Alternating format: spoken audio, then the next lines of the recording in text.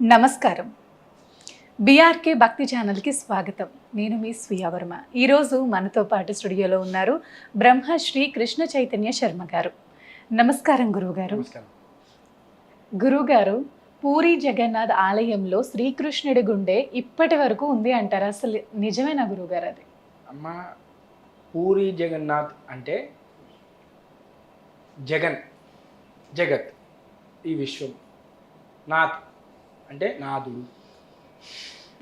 ఆయన ఈ విశ్వానికి మొత్తానికి నాథుడు. ఆ విశ్వానికి మొత్తానికి నాథుడు అయినప్పుడు విశ్వాన్ని పరిపాలించేవాడు అక్కడ ఉన్నాడు లేడు అనే సందేహం వద్దు. అక్కడ ఉన్నాడు. అక్కడి నుండే మన విశ్వాన్ని అంతా కూడా నడిపిస్తున్నాడు. అందుకే జగన్నాథుడు అంటాము. ఈ విధంగా జగత్తును పరిపాలించేటటువంటి ఆ యొక్క కృష్ణుడు ఎలా ఉంటాడు అంటే ధర్మపత్ని సమేతంగా ఉండడు. మనం అన్ని గుళ్ళల్లో చూస్తాం. శివుడు, పార్వతి, విష్ణుమూర్తి, లక్ష్మి, గణపతి, సిద్ధి, బుద్ధి, సుబ్రహ్మణ్యుడు, వల్లి, దేవసేన, ఈ రకంగా చూస్తాం. కానీ అక్కడ మాత్రం సహోదరితోని అంటే ఇటు ఆ యొక్క సోదరితోని, అటు సోదరుడు బలరాముతో, సుభద్రతో, ఇద్దరితోని కూడా అక్కడ ఉండి పరిపాలిస్తూ ఉన్నాడు ఈ జగత్తు మొత్తాన్ని కూడా. మీరు అన్నట్టుగా అసలు హృదయం ఉందా, హృదయం ఉంటే ఎక్కడుంది అని అంటారు. ఈ జగన్నాథ స్వామి యొక్క చరిత్రలో ఫస్ట్ నుంచి చూస్తే కూడా ఒక దైవ రూపాన్ని ఒక ఆయన కలగి ఆ రూపకంగా విశ్వకర్మ వెళ్ళి నేను దేవుణ్ణి తయారు చేస్తాను, మీరు ఎవరు రావద్దు అని చెప్తాడు. ఆ రూమ్లోకి వెళ్ళి చెప్తూ ఉంటాడు. అందరు చెప్తూ ఉంటారు. ఇంకా బయట ఉన్న రాజులకు కానీ వీళ్ళందరికీ ప్రజలకు ఉత్సాహం ఆగదు. ఎట్లా చెక్కిండో, ఏ రూపం చెక్కిండో అని ఒక్కసారిగా డోర్ తీయగానే ఆయన మాయమైపోతాడు. 3 రూపాలు కూడా మొండెం వరకు అంటే ఇక్కడి వరకు తయారై ఉంటుంది. ఇప్పటికీ అలాంటి రూపాలే ఉన్నాయి అక్కడ. పూర్తి శరీరంతో కూడినటువంటి రూపాలు ఇప్పటి వరకు లేవు. ప్రతి పుష్కర కాలానికి ఒకసారి సముద్రంలో నుంచి ఒక చెక్క వస్తుంది అని చెప్పి ఒక నానుడు ఉంది. లేదు అంటే ఎవరో వీరికి సంబంధించిన పూర్వీకులకు సంబంధించినటువంటి చరిత్రల ఆధారంగా ఒక చెక్క రూపకాన్ని తీసుకొని వచ్చి తయారు చేస్తారు అనేది ఒక ఆనవాయితీ ఉంది. ఈ చేసే ప్రతిసారి కూడా ఎప్పుడు కానీ ఏ దేవునికి కానీ మనం చేసేది ఏంటి అంటే ప్రాణ ప్రతిష్ఠ అని చేస్తాం. మీరు అందరికీ ఎప్పుడు నోటీస్ అయిందయ్యా అంటే రాముని యొక్క విగ్రహ ప్రతిష్ఠ అయిన రోజు అయోధ్యలో ప్రతి ఒక్కరికి కూడా నోటెడ్ అయింది ఈ యొక్క విషయం. ప్రాణ ప్రతిష్ఠ అని చాలామందికి నానుడయింది.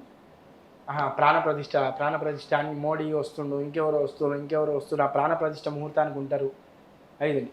ప్రతి దేవునికి కూడా మంత్రాల రూపంలో ప్రాణ ప్రతిష్ఠ అనేది చేయడం జరుగుతుంది. ఎలా చేస్తాము అంటే మనకే విధంగానైతే కోపము, తత్వము, రూపము, బాధ, ఏడుపు, ఏ విధంగానైతే నొప్పి, ఇవన్నీ మనకే విధంగా ఉన్నాయో మంత్రాల రూపకంగా దేవునికి కూడా మనం అవన్నీ చేకూరుస్తాము. బీజాక్షరాల రూపకంగా, మన న్యాస రూపకంగా, మంత్రాల రూపకంగా ఆ స్వామివారికి మనం చేయడం జరుగుతుంది.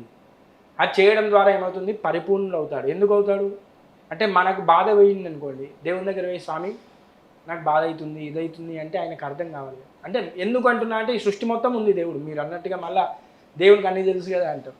సృష్టి మొత్తం ఉంది దేవుడు, కానీ మీరు ఒక రూపకంగా పెట్టుకున్నాడు. ఆ రూపకాన్ని అడుగుతున్నారు. ఆ రూపకం ప్రాణ రూపకంగా కావాలి కాబట్టి నేను చెప్తున్నాను ఈ ప్రాణ ప్రతిష్ఠ అని. కాబట్టి అలాగే ఆ యొక్క బ్రహ్మ పదార్థానికి సంబంధించినటువంటి ఏదో నానుడి ఇప్పటి వరకు చరిత్ర పూర్తిగా అందరికీ తెలియదు. జగన్నాథుడిని చాలా మాయలు ఉన్నాయి. అయితే ఒక సంబంధించినటువంటి హృదయం అనుకోవచ్చు, లేదా ప్రాణ ప్రతిష్టకు సంబంధించినటువంటి ఒక వస్తువుని తీసుకొని లేదా ఒక భాగాన్ని తీసుకొని ఈ యొక్క దేవతామూర్తిలో పెడతారు అనేది చాలా సంవత్సరాల నుంచి కూడా చరిత్రకారులు చెప్తూ ఉన్నారు. దాన్ని మనం హృదయంగా భావించుకోవచ్చు, లేదా పరమాత్మ స్వరూపంగా భావించుకోవచ్చు. మన భావన మనం ఎలా భావించుకున్నా కూడా పరమాత్ముడు అక్కడ ఉన్నాడు. ఆ పరమాత్ముడు ఉన్నాడు కాబట్టి ఎన్ని నిదర్శనాలు ఉన్నాయి అంటే ఆ యొక్క ముఖ్యంగా ప్రపంచంలో ఇప్పటి వరకు చాలామందికి అంతు చిక్కని శాస్త్రవేత్తలకు కూడా అంతు చిక్కని విషయం ఏంటంటే ఆ గోపురం యొక్క నీడ ఇప్పటి వరకు ఆ గుడి ఆవరణలో ఎక్కడ పడలేదు. అదొకటి. రెండోది జెండా ప్రతిరోజు మారుస్తారు. మార్చినా కూడా ఆ జెండా ఎటు తిరుగుతుంది అంటే గాలి ఎటైతే వీస్తుందో దానికి అపోజిట్గా జెండా తిరగాలి బేసిక్గా అయితే. ఇటు వీస్తుంటే ఇటే రావాలి, కానీ గాలి ఇటు నుంచి వస్తే ఈ జెండా ఇటు నుంచి పోతుంది. గాలి వైపు తిరుగుతుంది, గాలి వైపు గాలికి అపోజిట్గా వ్యతిరేకంగా తిరుగుతుంది. వ్యతిరేకంగా. అది ఇంతవరకు ఏ సైంటిస్ట్కు చిక్కని. అలాగే ప్రసాదాల విషయంలో కూడా చాలా మహిమలు ఉన్నాయి. అక్కడ ఉన్నటువంటి అన్నశాలకు మించిన అన్నశాల ఎక్కడ లేదు, ఏ దేవాలయంలో లేదు.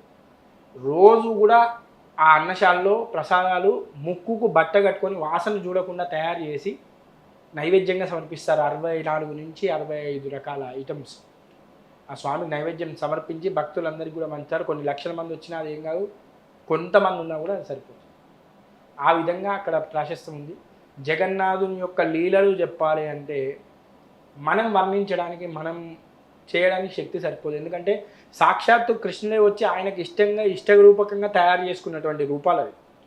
కాకపోతే మధ్యలో మన అత్యుత్సాహంతో, ఆ రాజుల యొక్క అత్యుత్సాహంతో దోడు తీయడం ద్వారా వారు అదృశ్యమైపోయారు. కానీ లేకపోతే పూర్తి రూపాలుగా వారిద్దరు కూడా అక్కడ బలరాముడు సహిత కృష్ణుడు, అలాగే సుభద్రాదేవి ముగ్గురు కూడా ఉండేవారు. ఈ విషయాన్ని మనం చూసుకోవాలి. మీకు ఇంకోటి చెప్పాలంటే పూరి జగన్నాథ్ యొక్క రథయాత్ర ప్రపంచ చరిత్రలోనే ఒక అద్భుత ఘట్టం. ఆ రథాన్ని కూడా ప్రతి సంవత్సరం చెక్తూనే ఉంటారు. ఎప్పటికప్పుడు కొత్త రథాన్ని యూజ్ చేస్తూ ఉంటారు, పాత రథాన్ని పెట్టరు. ఆ చెక్కలు తీసుకొని వచ్చి ఆ చెక్కలతో ముగ్గురికి 3 రథాలను తయారు చేసి తీసుకొని వెళ్తూ ఉంటారు. అంటే ఒక్కొక్కటి అక్కడ లీలలను కనుక మనం చూసుకుంటూ ఉంటే దేవుడు లేడు అనే వానికి అక్కడికి వెళ్ళి ఇది ఎందుకు జరుగుతుందా చెప్పురా అంటే చెప్పలేడు. గడప ఏదో తొక్కకూడదు అంటారు కదా గురుగారు. ఆ కడప ఎక్కడైనా తొక్కొద్దమ్మా. ఒక పూరి జగన్నాథ్లోనే అని నేనన్నా. గడప ఎందుకు తొక్కొద్దు అంటే మన ఇంట్లోకి నెగిటివ్ ఎనర్జీని రాకుండా చేసే ఏకైక సాధనం కడప. ఎక్కడెక్కడో ఊరు మొత్తం తిరిగి వస్తాం మనం. మన దగ్గర చాలా రకాలైన నెగిటివ్ ఎనర్జీ. గడప మెట్టో ఏదో ఉంటుంది. గడపనైతే ఈ రకంగా మనం ఎక్కడ దొక్కొద్దు. అక్కడ ఒక్క దగ్గరనే కాదు, ప్రపంచంలో మన ఇంటితో సహా ఎక్కడైనా గడపను దొక్కొద్దు. ఎందుకంటే నెగిటివ్ ఎనర్జీని మన ఇంట్లోకి రాకుండా పాజిటివిటీని మాత్రమే ఇంటి లోపలికి పంపించే ఏకైక సాధనం ద్వారం. ఆ ద్వారానికి ఉండే లక్ష్మీ స్వరూపమే కడప.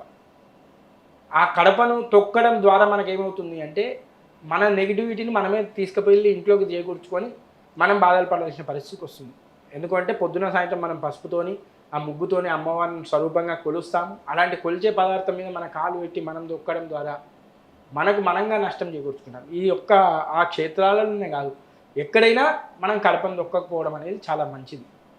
చాలా చక్కగా వివరించారు గురుగారు. ధన్యవాదాలు.